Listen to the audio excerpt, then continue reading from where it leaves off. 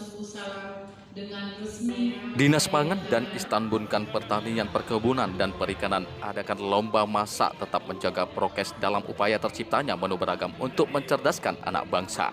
Kegiatan setidaknya pemberdayaan masyarakat dalam mempersiapkan dirinya, pemahamannya, manfaat gizi bagi perkembangan kecerdasan anak dan generasi Aceh yang lebih baik. Kegiatan ini sangat baik bagi para peserta lomba untuk kesiapsiagaan kita, menghidangkan bagi keluarga makanan bergizi dan makanan baik bagi anak dan keluarga.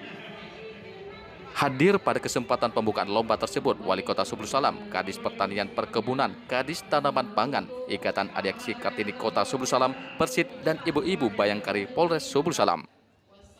Substansi kegiatan lomba masak ini terciptanya menu beragam bergizi seimbang dan aman, pesan dinas. Pangan ini dikuatkan dalam kegiatan Dinas Pangan akan pentingnya penguatan tanaman pangan Kota Subul Salam termaktub juga dalam sasaran kegiatan Dinas Pangan yang direncanakan untuk tahun 2022 nantinya.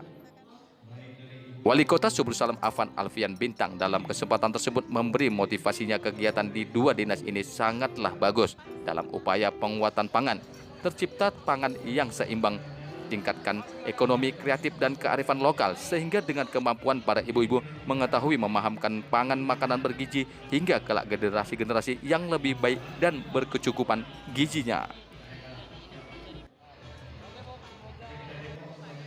Pengumuman dari Dewan Juri Idar Meyati yang ditunggu-tunggu peserta lomba masak akhirnya pukul 13.00 waktu Indonesia Barat diumumkan.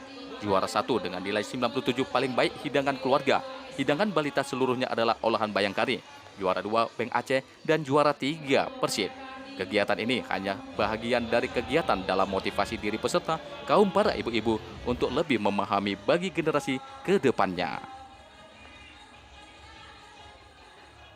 Dari Subuh Salam, Agardis TV, Syahbudin Padang mengabarkan.